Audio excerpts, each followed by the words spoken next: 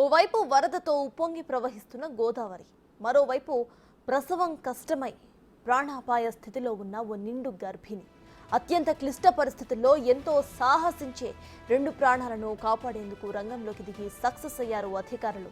ఈ ఘటన అల్లూరి సీతారామరాజు జిల్లా వరరామచంద్రాపురంలో చోటు చేసుకుంది. గోదావరి వరదతో మండలం అతలాకుతలమవుతున్న సమయంలో ముత్యాల భవానీకి ఆదివారం అర్ధరాత్రి దాటిన తర్వాత పురిటి నొప్పులు మొదలయ్యాయి. ఇక భర్త సాయిరామ్ ఆమెను రేఖపల్లి వైద్యశాలకు తరలించారు.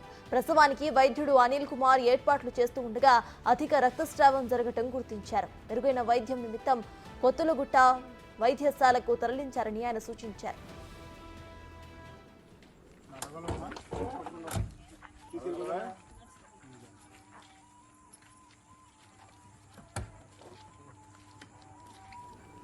ఇక వరదల కారణంగా కోతులగుట్టకు వెళ్లేందుకు రహదారి మొత్తం కూడా సదుపాయం అక్కడ లేని పరిస్థితి.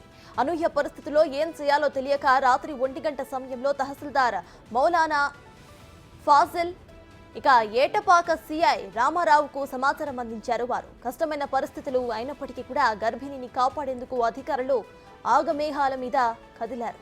ఇక నాటు పడవలో గర్భిణిని తరలిస్తూ తోడుగా ఎన్డీఆర్ఎఫ్ సభ్యులు మరో పడవలో వారిని అనుసరించారు. నదిలో నీరు ఎక్కువగా ఉండటంతో విద్యుత్ తీగలు పడవలకు తగిలే ప్రమాదం ఉందని గుర్తించి వెంటనే అధికారులకు సమాచారం ఇచ్చి సరఫరాను నిలిపివేయించారు.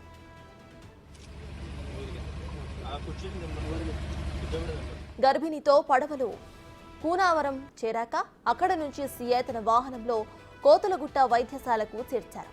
అక్కడ ఆమెకు పూర్తిస్థాయి వైద్యం కష్టమని వైద్యులు తెలిపారు. మళ్లీ సోమవారం ఉదయాన్నే ఆమెను ఎన్డీఆర్ఎఫ్ పడవలపై కొంత దూరం వాహనంలో ఇంకొంత దూరం తీసుకువెళ్లి చిత్తూరు ప్రాంతీయ వైద్యశాలలో చేర్చారు. అక్కడ అప్పటికే అన్ని సిద్ధం చేసి ఉంచిన వైద్యుడు కోటిరెడ్డి శస్త్రచికిత్స చేశారు. దీంతో భవానీ 12 ఆడబిడ్డకు జన్మనిచ్చింది. కథ సుఖాంతం కావడంతో మహిళను హాస్పిటల్కి చేర్చి తల్లి బిడ్డ ప్రాణాలను కాపాడినందుకు అధికారులు అందరి అభినందనలు అందుకుంటున్నారు.